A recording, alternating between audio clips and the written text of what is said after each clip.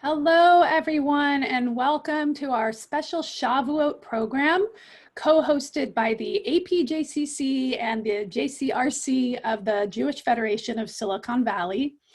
I'm Rabbi Laurie Matzkin. I'm the Mindful Jewish Journeys educator at the Los Gatos JCC and honored to be the moderator of today's panel. Before I introduce our panelists, I just want to express appreciation for the profound dedication and strong leadership of all three of these women during this crisis time. Our county, Santa Clara County, has been exemplary in so many ways.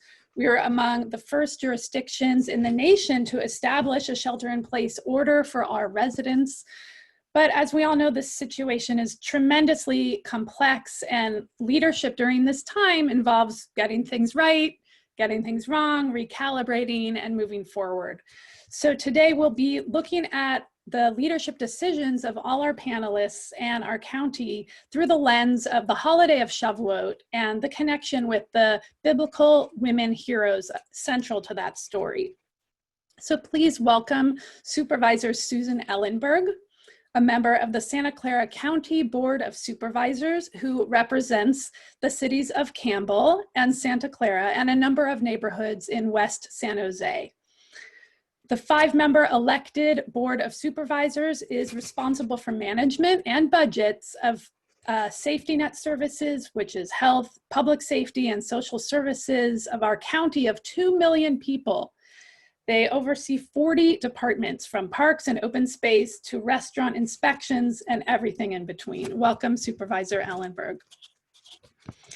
Happy to welcome Jodi Murhead, the Vice President of the Board of Trustees for the Santa Clara Unified School District, which serves 15,000 students in 29 schools. Now, Santa Clara Unified is one of 31 districts in our county. And this district, as well as our whole nation, made an entire systemic shift in education in 2 weeks to distance learning, something that normally would be planned for years. Welcome, Jodi. Thank you. And I'm so delighted to have with us Alison Brunner, the CEO of Law Foundation of Silicon Valley, which is the largest provider of free legal services in our county. They focus on the areas of children and youth, health, and housing. Alison has a staff of over 90 who serve over 10,000 low-income people each year and engage in systems change work and policy advocacy to promote a more just and equitable community. Thank you for being here, Alison. So just a little bit of background and a preface. Shavuot is coming tonight, an important Jewish holiday that commemorates the giving of the Torah at Mount Sinai. The 10 Commandments are often chanted during a sunrise service, and then the book of Ruth is read. So what we'll do today is follow Ruth's story as a guide for learning about your paths as courageous women leaders. We'll reflect on what each of you are seeing and going through during this crisis, and also talk about our path forward. You can note, audience, that you can chat questions through Facebook Live to us, and we'll try to incorporate them into our conversation if time allows. So let's begin. Our story in the book of Ruth begins with a terrible famine in the land of Israel. We meet Naomi, a matriarch, whose family moved from Israel to Moab, meaning from one side of the Dead Sea to the other, and has been there now for 10 years. So Naomi's sons have married Moabite women, Ruth and Orpah. We quickly learn that Naomi's husband and her 2 sons have all died during this period, and it's unclear from the text whether it's directly from the famine or not. So Naomi is presumably so close with her daughters-in-law that even without the men, these women want to stay together as a family. So to give background and start our own discussion, I'd like you each to tell us about your own family. During this time of crisis, are there any family members who have influenced you or given you great support? We're going to start today with Alison. Thank you so much, Rabbi. So I'm very blessed and privileged to live and to be working from home remotely with my husband and my 10-year-old boy-girl twins, Abigail and Jonah.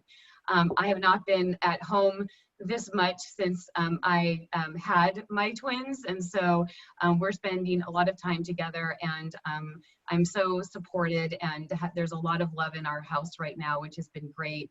I think the one thing that I'll share that is personal, but we actually suffered a significant loss in our family earlier on in the crisis, and what I'll say about that is you know, there's so much loss that we're having right now with traditions and rituals, and mostly that, you know, we had to go through a memorial service without the chance to be together and in person with our extended community and family.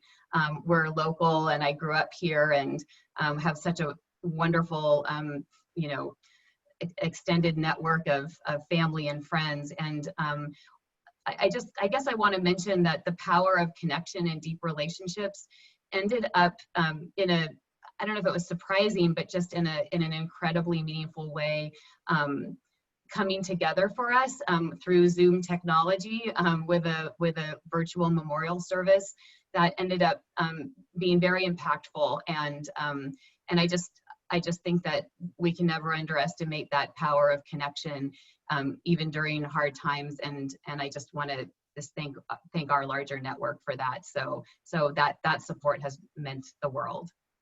Thank you so much, Alison. I'm so sorry for your loss, and may their memory be a blessing. Thank you. Supervisor Ellenberg, would you like to share? Sure. And I'll start by sharing that this question was actually a little bit uncomfortable for me initially, because I'm so painfully aware of how much struggling there is right now, how many people are isolated, frightened, anxious, unstable for a variety of reasons. And it feels, honestly, it feels like an embarrassment of riches to have that support right now. And the parallels to Ruth and her daughters-in-law, I feel very much in my heart. I'm incredibly blessed right now to have both of my young adult daughters here at home with me. And it's an incredibly special time, because there's no other circumstance under which the three of us at this point in their lives would be together day in and day out for months. As it turns out, we are enjoying making dinner together and walking the dog and playing Maj and exercising. And truly, I feel this overwhelming gratitude every day that I have them both here, not just for the support, but for the continued relationship development and, you know, literally sunshine spots in my days. So beautiful. What a blessing. Jodi, what about you? Well, thank you, Rabbi Laurie. And thank you. I'm so honored to be on this panel today. I have a number of family members in the area, and Zoom has been a wonderful tool. I would say that the person that I have most admired going through this is my mom. She's always been an inspiration to me. I think that she's watching today, and she is, you know, holed up on her own, but she still walks, you know, laps in her apartment every day, and she's on Zoom like a champ, and reaching out to her kids and her grandkids, and just keeping such a positive attitude. And that's what I think is so important through all of this, is that we're making the best of it. And you know, I'm lucky enough to be in a situation where I've got my home and my husband and my daughter here. My other two kids, we talk with them all the time. We're doing, you know, trivia nights and dinners together over Zoom, and all, you know, all that we can to keep these connections going. And I'm just thankful for all the technology that allows us to do that, and make us as comfortable as we can be while we're sheltering in place. Thank you all so much. So as we begin to see Ruth and Naomi's story, I really just want to thank you for honoring the women and the folks in your own families who support you, so that we can appreciate these Torah heroes and how they needed to come together in sisterhood as well. So Naomi, the matriarch, hears from Moab that back in her hometown of Bethlehem, in Hebrew it's Beit Lechem, which means house of bread, that the famine is over and that her community is recovering. And she realizes that it's time to set out, to move back home and redefine herself as a changed woman at a new stage of life, mourning the loss of her husband and 2 sons, but really ready to move forward. So in light of the very particular kind of losses that our community has experienced during this COVID-19 crisis, how do you each balance mourning all that has been lost and all who have been lost, and yet take bold steps to a new, better world? Supervisor Ellen, could you start us off? Ellenberg. Sure. Certainly no one in any circumstance would wish a pandemic on a community, and no loss of life is worth whatever the ultimate trade-offs are. But a phrase that I've heard frequently and really appreciate is that we also shouldn't let a good crisis go to waste. And what I'm finding is that there are so many innovations of necessity that are happening, and questions of injustice that are really being pushed to the fore in ways that frankly they should have been long ago, but we managed to ignore them. And some of the things that I'm seeing certainly are positive environmental impacts, as we have cleaner air to breathe with the reduced traffic congestion.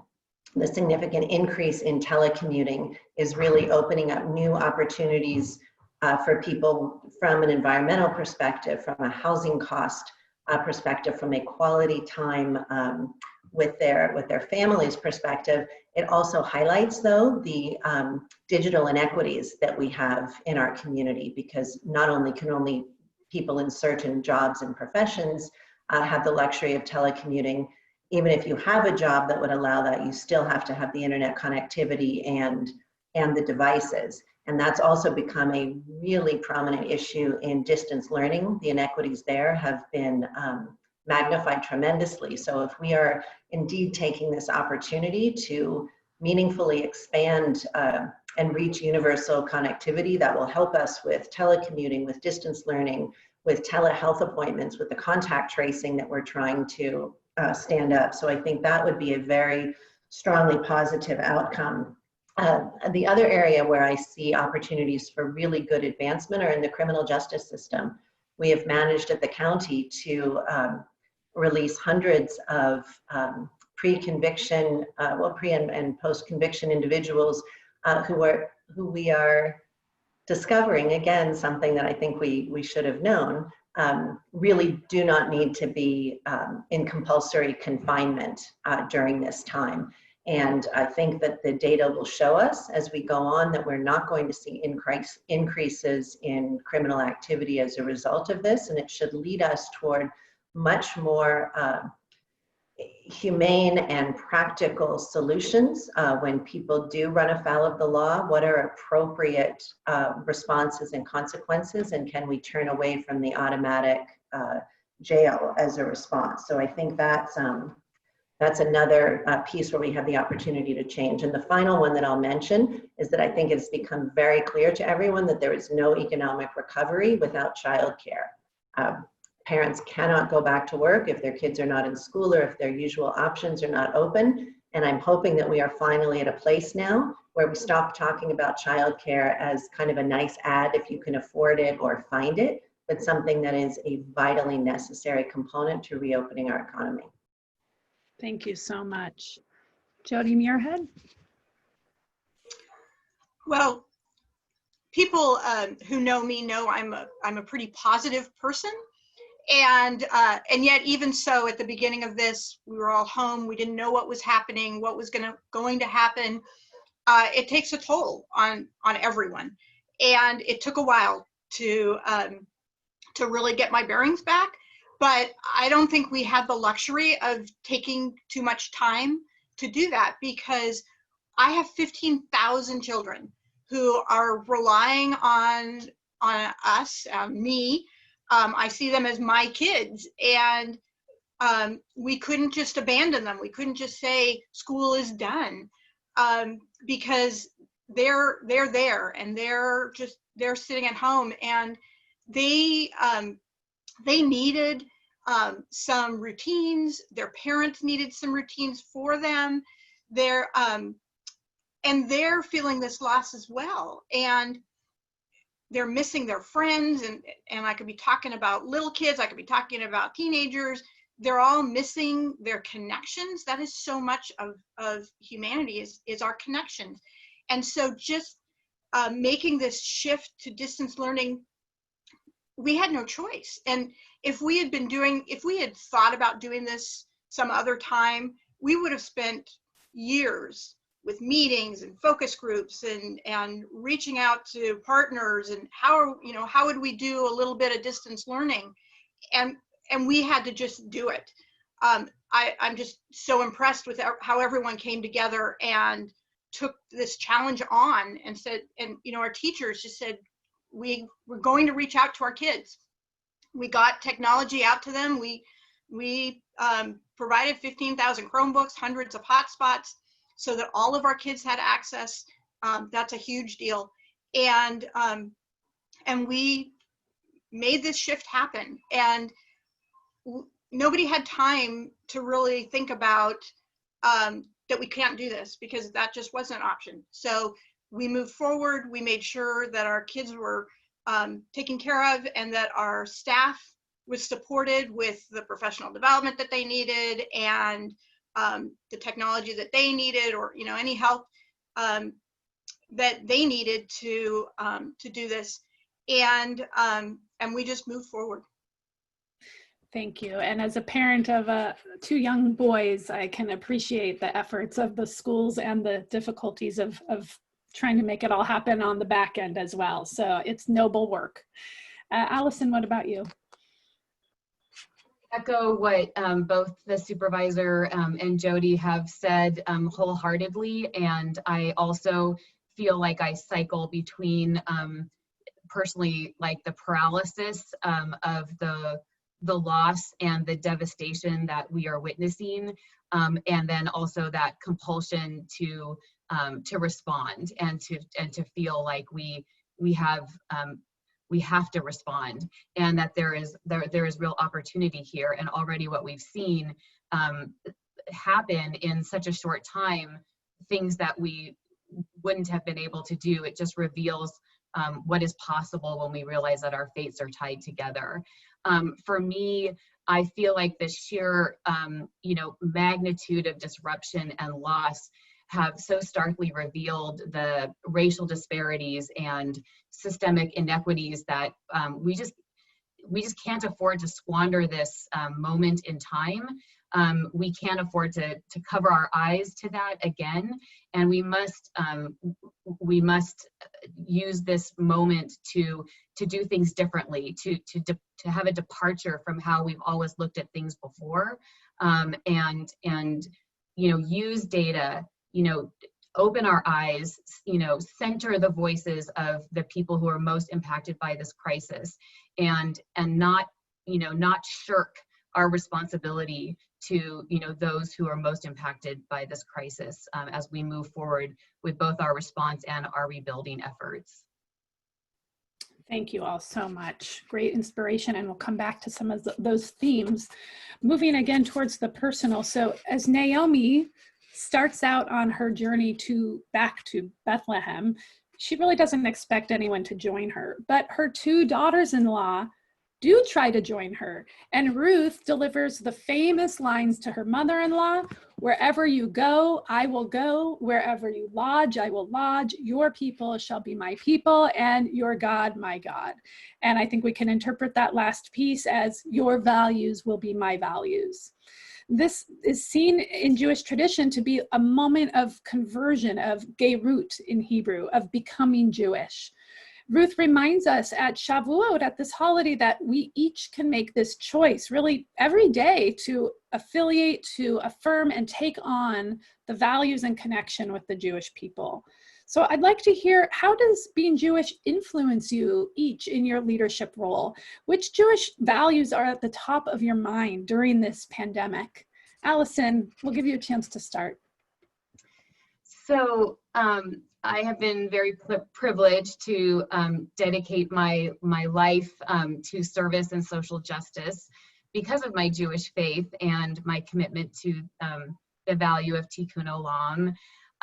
It's very profound, and I feel like I just deeply believe that we have a responsibility to fix the brokenness in our world.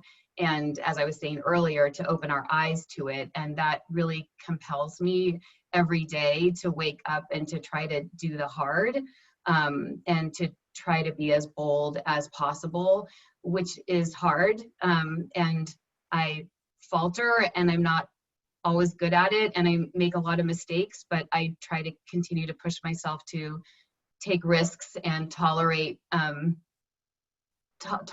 what that feels like to not always be great at it. But I feel like that is our responsibility. That's why I feel like I'm here. And that value just carries me forward.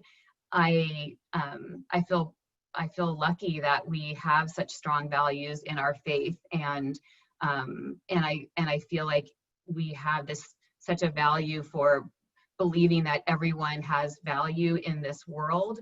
And I think that if there was ever a time to be recommitted to it and to really share that and to live by that, it's now. Beautiful, thank you. And I know you've been at the Law Foundation for over 24 years before you started in the leadership role. And so that kind of perseverance and dedication, I think, really shows what you described. I'd call tikkun olam in Hebrew, fixing the world, staying on course to do that repair. And also another Hebrew phrase, pokeach ivrim, opening our eyes to all that is around us and not burrowing down. And so thank you for all that dedication. Supervisor Ellenberg, would you share? Sure. Thank you, Alison. I love what you said, and echo so much of it. I feel like everything I do is through a lens of Jewish values. There are a couple of particular principles that guide all of the work that I do. One is that while it's not on my shoulders to complete the work, neither am I free from assuming my responsibility to do my part of it.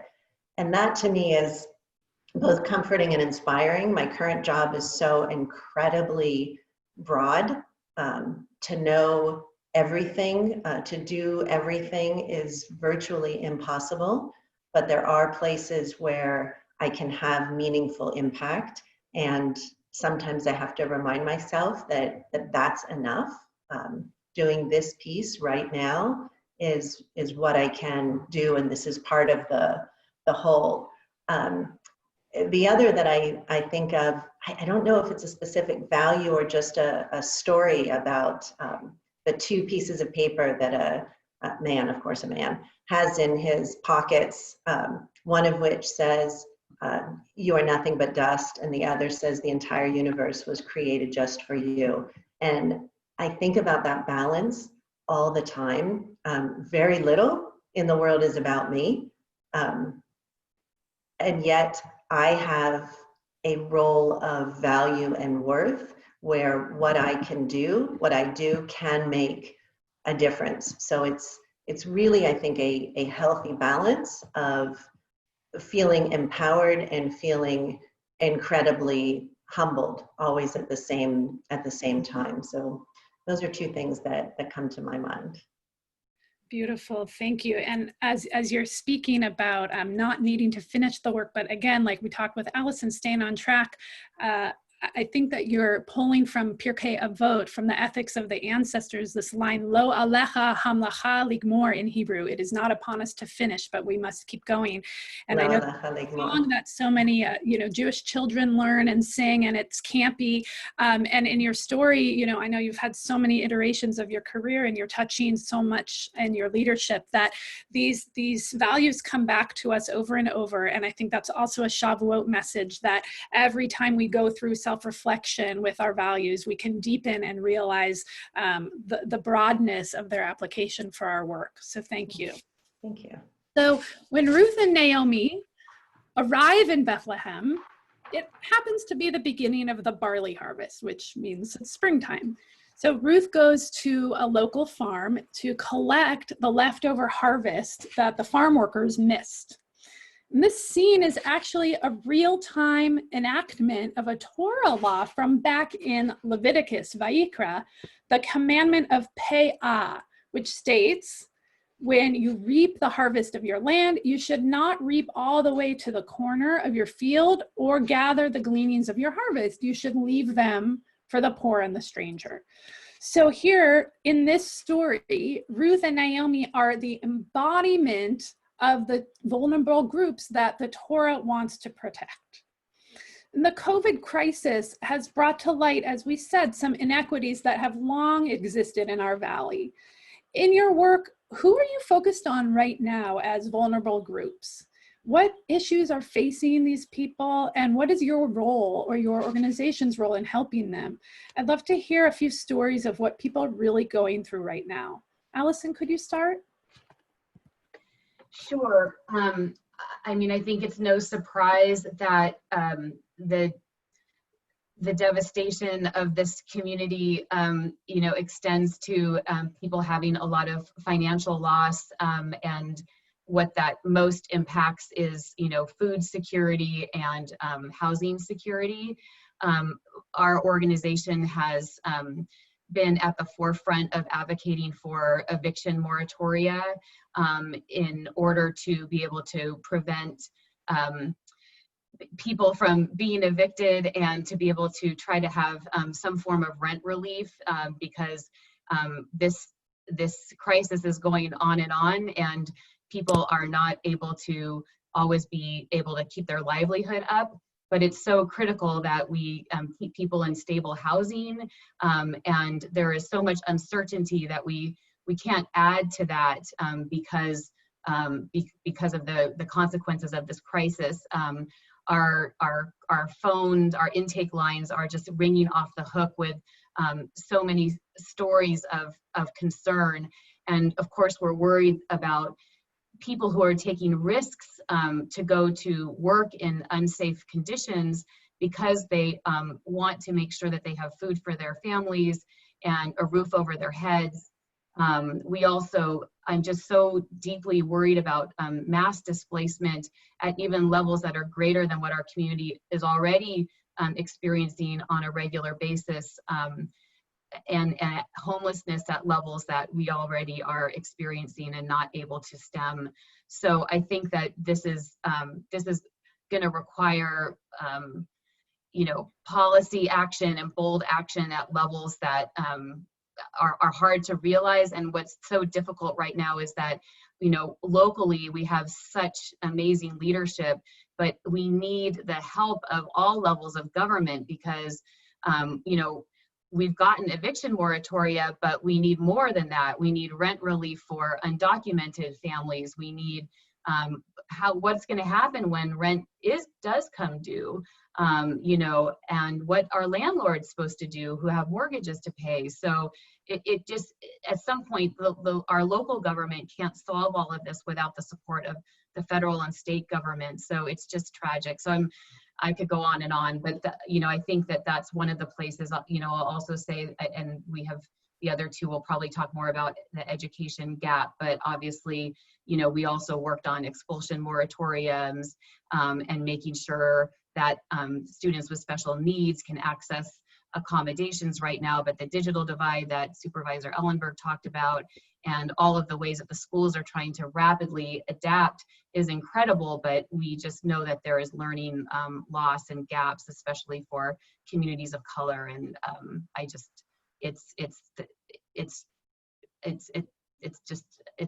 there's a lot for us to do.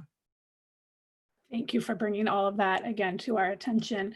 Jodi, could you jump in and speak about perhaps in the education filter, vulnerable groups that you're seeing?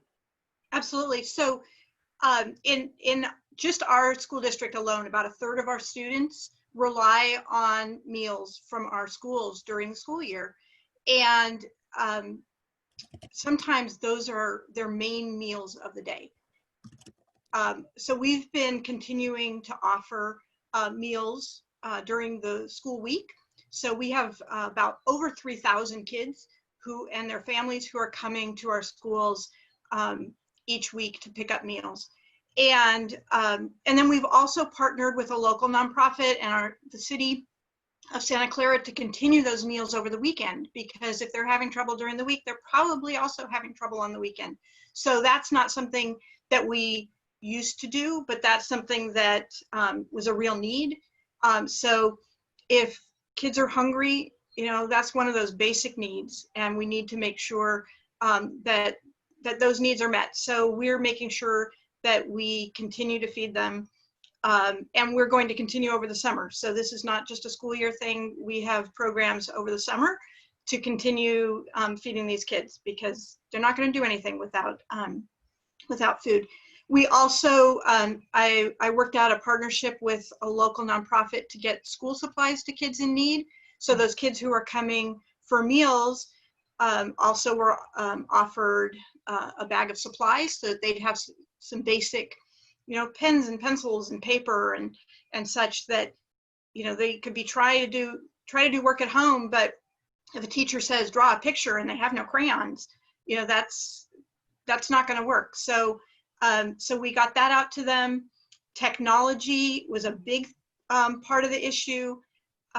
So as I mentioned before, we have purchased Chromebooks for all of our students, and we issued those at the beginning of this whole shelter in place, so that they would have access. And we also purchased a couple of 100 hotspots so that those kids who don't have internet access would still be able to participate, because we didn't want to leave anyone behind. It's such a huge equity issue, and there's kids who don't have support at home, with parents who are going to figure out ways to make it work. We wanted to do everything we could to smooth that out and make sure that the kids had what they needed to continue their education. And then we also know that this shelter in place has been traumatic for a lot, for everyone, and especially our kids who may not know how to express it, may not quite understand what it's all about or what to do about it. So we have a whole set of wellness counselors, various kinds of therapists that we've made available. Kids can make appointments, their parents can make appointments, and our staff can make appointments to meet with them on an as-needed basis.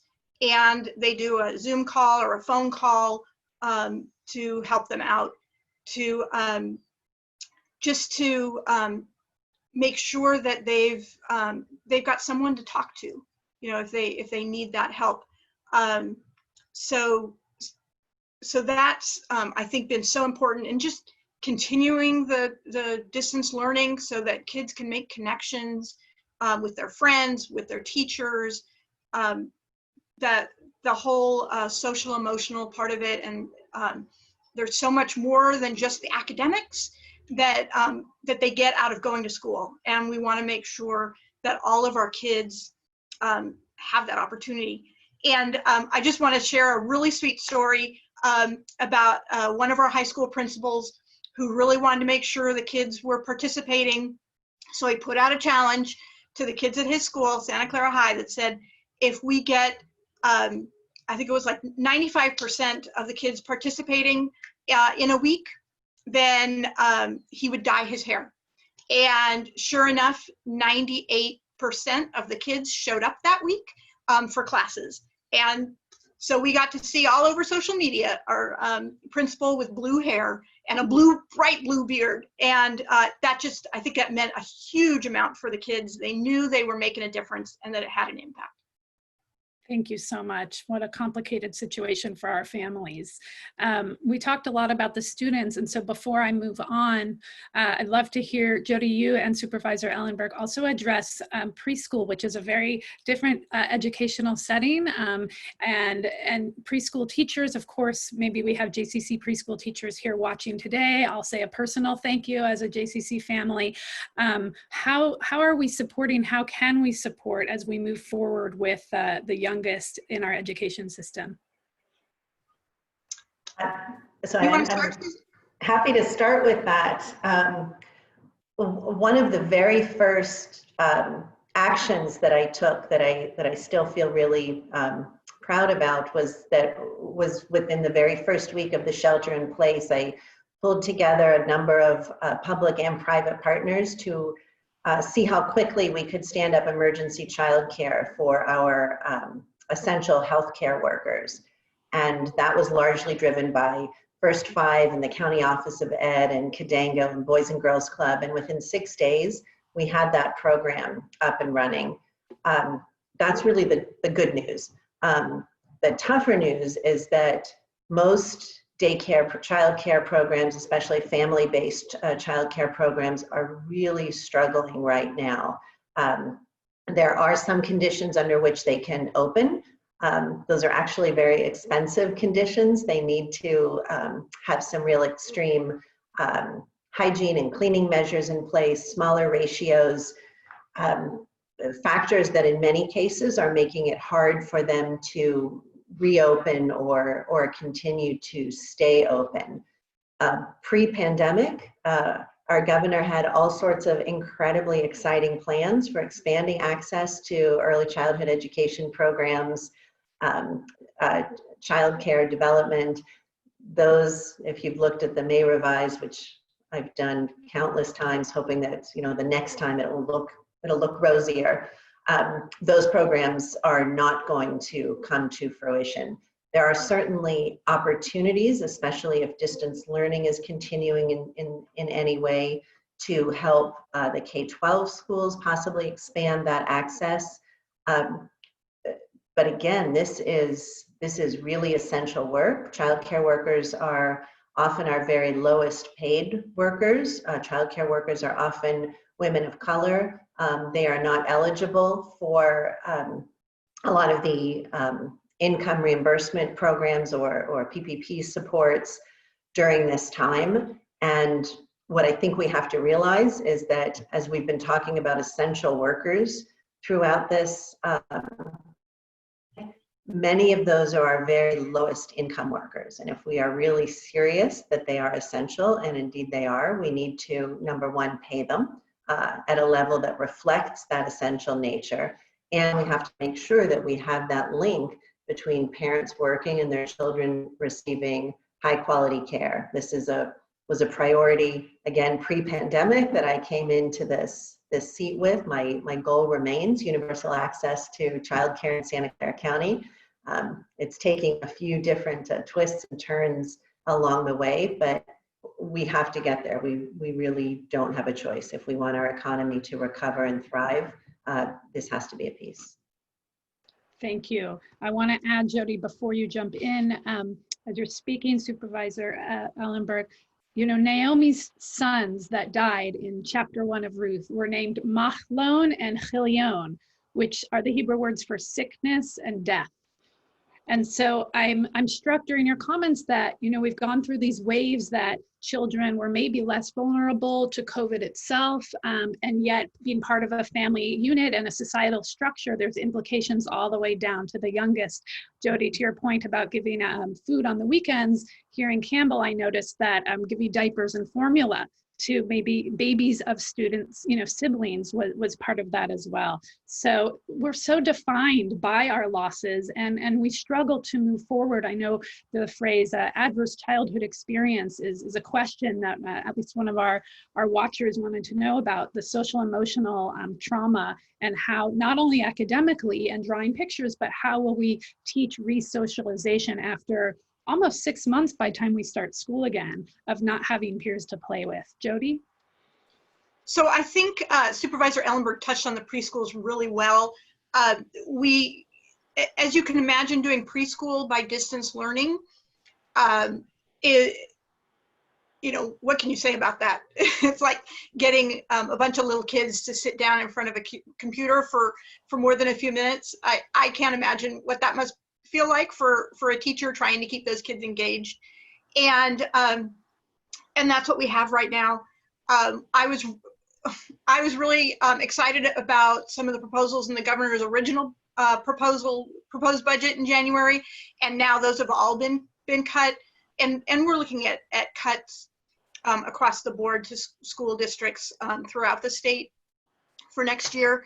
So preschool, you know, is a tough one. The ratios are going to have to be smaller. That's going to cost everyone more in a time when we won't have as much money. You know, it's going to be a difficult situation. Thank you. Alison, I'd like to give you a chance to zoom back out beyond the young families again. Yeah, thank you. I will zoom out. I think one thing that, you know, I'll just put like a finer point on, I think there's been some media attention about this, but I think it's important to bring up because I think we all really care about this. You know, we know from local data that East San Jose is the epicenter of this pandemic in the South Bay, and that deaths and cases of COVID-19 among Latinos and African Americans are happening at alarmingly disproportionate rates compared to their representation in the general population. And we all know why. You know, we know that communities of color have been subjected to centuries of racist policies that have led to inequitable access of quality education, healthcare, housing, economic opportunity, just as the other panelists have discussed. And the long-term disinvestment in these communities, in our seniors, in people with serious disabilities and chronic illnesses, in our kids, and again, in these communities of color, it is just rearing its ugly head in such a way that we can't turn away.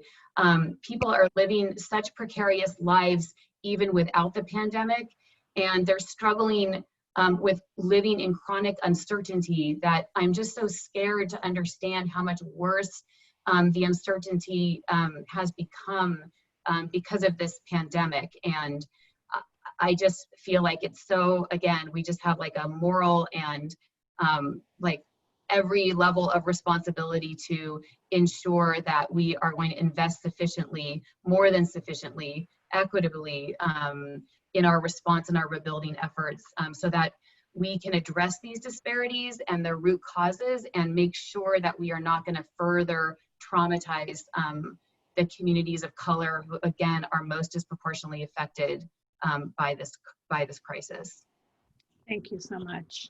So going back to our book of Ruth, our guidepost. So the farm where Ruth was gleaning was owned by a man named Boaz. When Naomi hears this, that's where Ruth was, she realizes that Boaz is, in fact, the kind of relative that the Torah says can be a redeemer for their family. So Naomi orchestrates a situation which in one night, Ruth goes and sleeps on the threshing room floor at Boaz's feet. And he basically wakes up to this woman in his room and understands that his role for the family is to marry Ruth. He promises to marry her. He lifts these women out of poverty, and we have a happy ending. Now, over the centuries, some readers have criticized Naomi for her strategy, finding it self-serving, with Ruth kind of as a passive pawn. But others have admired her plan and see that she found a way to use a Torah law to save her family.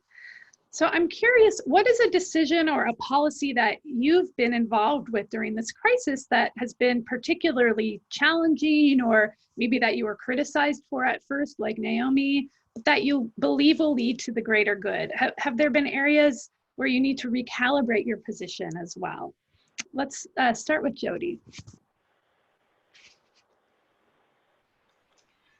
Well, there's been a series of decisions. So we started out with having to close schools. And there were people who, even before we closed, were clamoring. They were keeping their kids home. They were, saying you need to close for the health and safety of everyone. And, it took some time and talking with the public health officer. That was the critical piece of it. When she said, okay, it's time to shelter in place, we said, yes, we're closing schools. And that was what had to be done at that time. And should we have closed earlier? It's hard to say. We closed when we needed to close, and that was the right decision. And that was the only decision that we could make, because we didn't want to close prematurely. Unless we had to. Schools, are so much for our families, and we're seeing the ramifications of schools not being open now. So that was a really tough decision that had to be made. And then as we transitioned to our distance learning, the rules of the road were changing daily, hourly, constantly. And so we would just, we'd be planning for a path, and then, oh, nope, sorry, you can't do that. Okay, we can't, kids aren't coming into the classrooms. Okay, so should we send things home? Should we, oh, we need to send technology home because it looks like this is going to be a couple of weeks. And luckily we did send all of that technology home, because here we are, closed until the end of the school year. And it was just so many pivots along the way that it was, it was hard for people. We had to do a lot of communication because it just kept changing. And then returning to school in the fall, we still don't know what that's going to look like, with the budget cuts that we're looking at, and the rules that are going to need to be in place. All this about socially distancing. Well, our classrooms are not any bigger. Oh, you have to, you should have less kids in a class, but we don't have, another whole set of teachers that we could just bring in for the other half of the kids. So there's so many what ifs, and we're just trying to use the information that we have to make the decisions that we can. It's nowhere along the way it's been perfect, but I've really been impressed at how everyone has been so patient with us. Teachers have sometimes, reached out and said, what's going on? Things keep changing. I did all this work and now I can't use it. But it's like, we had no idea of what this was going to look like. Nobody's done this before. So we're just trying to be patient, trying to let everyone know what the latest is, and then just moving forward with it. And when we return to school, we'll just have to see when that is and what that looks like. Thank you so much. Let's go to Supervisor Ellenberg. Tell us about your decisions. I feel this is the daily story of my life right now. As you noted at the beginning, we were the first county to issue a shelter-in-place order. The order came from the public health officer, not from the Board of Supervisors.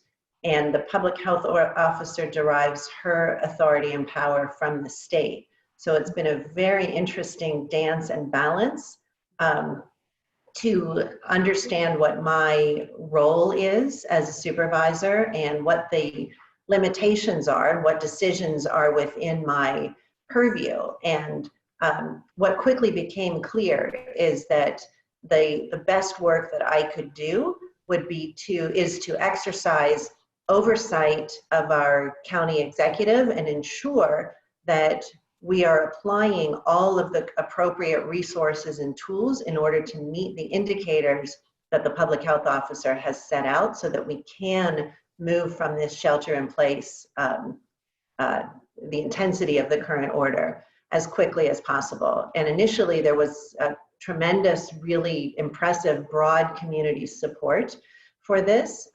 As my email and phone lines will reveal, that patience has grown very thin. There's a lot of frustration right now, some second guessing by constituents, and some criticisms as to whether I am doing enough. And it's not enough to be empathetic or to say, you know, I share your frustration with some of this. I've really been having to rethink a little bit about what more I can and should be doing here. So that's my recalibration for the moment. Do I need to be more assertive and aggressive in holding our administration to a higher degree of accountability, a speedier process? Our final two indicators that we've been working toward are sufficient testing and contact tracing and isolation supports. And it's been going much slower than I would like, and it's been going more slowly here than in other counties. And my feeling as a fiduciary is to now step up that pressure and say, what do we need? What resources are we not applying yet? How much more do we need to do to get us to both of those indicators? Because until we get there, the public health officer is not likely to rescind her or to even roll back her orders. And we're all feeling this. Some of course, far more intensely than others, but we have to be focused both on maintaining and protecting public health as related to the virus, and maintaining and protective of public health as it relates to a shutdown economy. And the number of people who are increasingly food insecure, unstable in their housing, less likely to be able to go to the doctor, experiencing intensified mental health symptoms. You know, our actions have essentially created an entire panoply of other public health concerns. So a lot of that does weigh very heavily on me, and I am actively thinking right now about how to move faster, be stronger, and get us there as absolutely quickly as we can. Thank you. Thank you. So at the beginning of our discussion, we mentioned that Shavuot celebrates the idea of the Torah being given on Mount Sinai. And as you well know, there's a wide range of how Jewish people relate to the commandments or the laws of our religion, the mitzvot. Some people and denominations see these commandments as suggestions or aspirations. Perhaps we could use the word recommendation. And others believe that God wants our compliance to each rule, or maybe to put it differently, that following the laws is the backbone of creating a unified community. You know, the Torah says that after the Israelites heard the 10 commandments at Mount Sinai, they answered in unity with this famous Hebrew phrase, Na'aseh v'nishma, we will do and then we will understand. Right? And this phrase has symbolized an ideological divide, I'd say, in the Jewish community and in wider civic discourse. How much should our own understanding or our own reactions to rules affect our adherence to them? So I'd love to hear from your vantage point. This will be our last question before we close up. How important is personal understanding right now of the rules for the health and safety of our society? How do you motivate people to take actions for the sake of public health? Let's start with you, Supervisor Ellenberg. It's possible that at Mount Sinai was the first and last time that the Jewish community said that. Having raised 3 Jewish kids and spent time teaching in a Jewish day school, there's very little we will do and then we will understand. There's a lot of we will ask, we will argue, we may understand, we may begrudgingly do this. I see no time though where it's more powerful than right now, because so much of what we have asked every resident of our county to do is do what we tell you. Yes, we'll try to explain it as best we can, but this is a shelter-in-place order, and whether you agree or not, and whether you have better ideas or not, we need you to do this. And as I said earlier, early on in the crisis, when people really were at a higher level of panic, when we had much less information about how broadly this virus would spread, we did have people doing Naseh v'Nishma. But as the urgency diminishes, the same ask becomes much harder, and the trade-offs become much more apparent. So I think that instruction might be good for a limited amount of time, but you can't put all your eggs in that basket. You can't expect people to continue listening if that deep understanding and support and buy-in and transparency and trust doesn't follow. So I think that's the essence of the county's role right now. How do we maintain that trust and provide that transparency and data and information in order for people to stay on board with us, to keep listening? I have more questions than answers on that one. Jodi, we'll give a brief answer and then we'll move to a closing statement. Sure. And just really briefly, I think it's our responsibility as leaders in the community to set a good example. This is up to each person to take their own personal responsibility. And I don't like wearing a mask. I don't like, having to stay at home, but that's what we have to do. And we do a lot of communication from our school district out to our families and our staff. And every time we remind them that this is what's important to do, is stay home, take care of yourself, follow these rules that we set up, and we just keep repeating them and showing them by example. Thank you so much. So I think, as we've seen today, the book of Ruth really becomes a snapshot in time of one community, one family moving through a crisis and coming out stronger on the other side.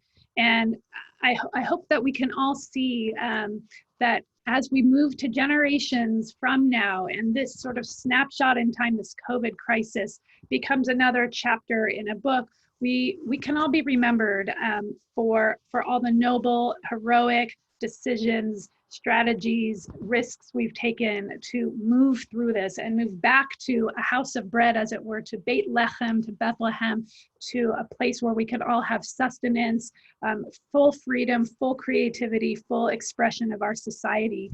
And we really want to applaud all that you do to move us in that direction.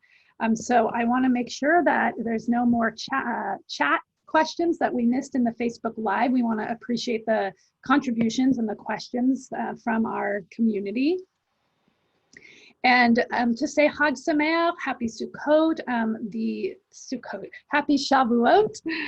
I've skipped ahead a few months. The JCC and the JCRC collaboration on this program is possible because of your generosity, the generosity of our community members.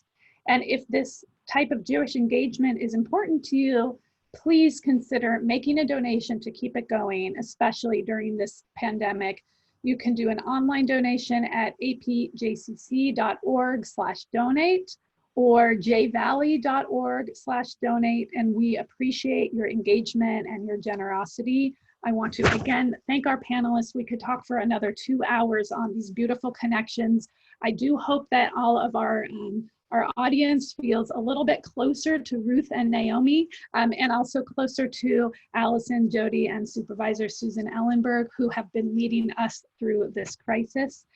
Please stay on our Facebook page live for the next event. My good friend Rachel Berman is making cheesecake brulee bars in just a minute or two to lighten it up and have us perhaps digest this conversation a little bit more. We have lots of events on apjcc.org/Shavuot, and a really cool collaboration between many JCCs and international programs Saturday night and Sunday called Becoming, put together by the Palo Alto JCC and supported by all of us. So thank you all again. Chag Sameach, Happy Shavuot, and thank you for your courageous leadership. Thank you. Chag Sameach.